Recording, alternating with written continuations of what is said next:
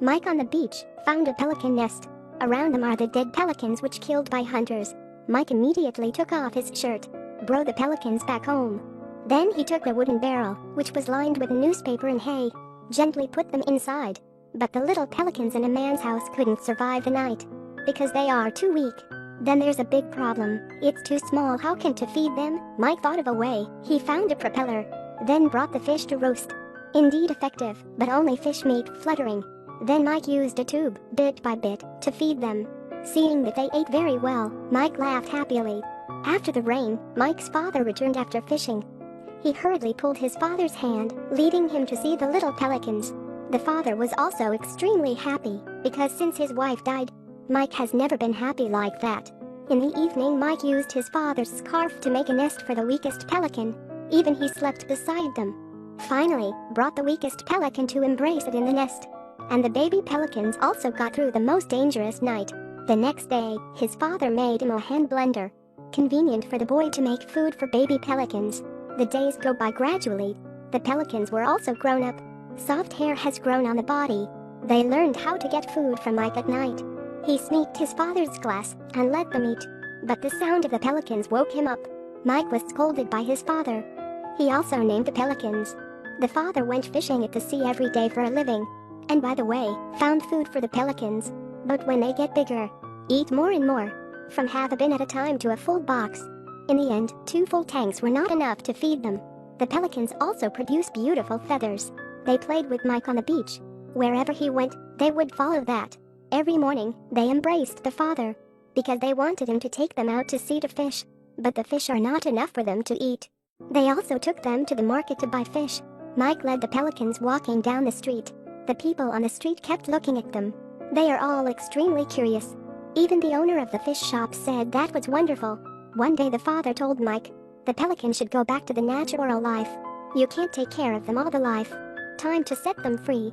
The boy was teary, but he still agreed. In the following days, Mike began teaching pelicans to catch fish.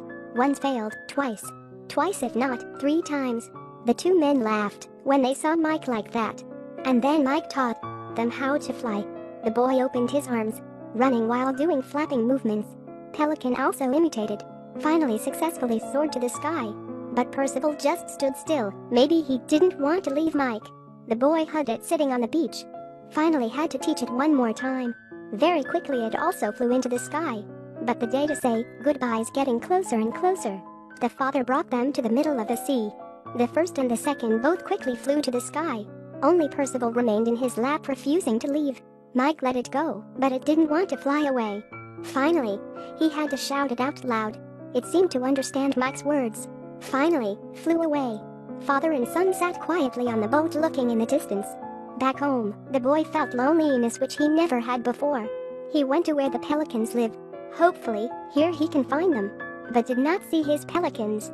He also heard the gunshots of the hunter. Mike was extremely worried. He brought this to his father. Father can only comfort him. There will be voting next month to build this place into a sanctuary. By then they are safe. One morning, the boy woke up. He was delighted to discover Percival's return. The father was also extremely happy to see. Since then, Mike and Percival never left each other. They accompany each other inseparably. The whole family also played a fun game of hiding and seek.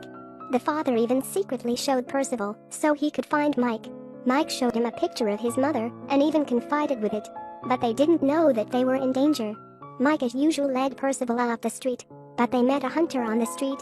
They also propagandized against the establishment of the reserve. Mike led the pelican on the street, and of course, they would mock. They even warned the boy. Mike just led Percival to leave. And when they were walking outside, they heard hunters' gunshots.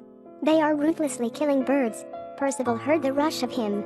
A pelican is confronting a hunter. This is obviously taking the fighting eggs. When the hunter raised his gun to shoot it, Mike ran over. He shielded Percival with his body. He looked at the corpses of birds on the ground, then turned to question them. The boy's father's friend heard the screams and rushed over and chased the hunters away. But at this time, there was a great wave and winds at the sea. A storm was coming. The boy's father was in a hurry to return, but the boat's engine was broken. The boy rushed to the beach when he saw his father's boat overturned by the waves. Fortunately, Dad was able to cling to the boat. At this time the boy took off his hat. tied the rope to the hat.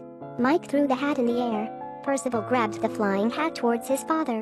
When the father held the rope, the two people on the shore didn't stop pulling in. Finally pulled him ashore. And the story of the pelican's saving owner has also spread throughout the small town. People started to donate to him. The father also wanted Mike to go to school to get a better education, but Mike didn't think so. He ran away alone. Meanwhile, the hunters came here to hunt for birds. Percival heard gunshots immediately flew there. It flew like an arrow in the air. The boy in the back did not stop chasing. Percival quickly found the hunters. It flew straight to attack them. The hunter also pointed a shotgun at it.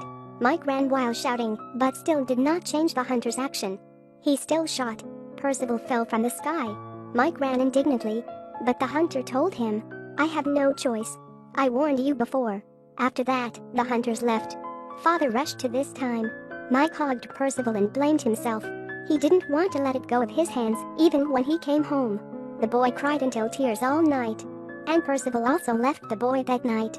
The next day, Mike buried it under a pillar. He seemed to have grown up overnight. He decided to leave this sad place to go to school. Years later, the boy became an old man. He brought the daughter back to visit this place. He stood on the beach and quietly felt Percival's existence. And Percival did not sacrifice in vain. Everyone heard what hunters did. They voted to build this place into a large sanctuary.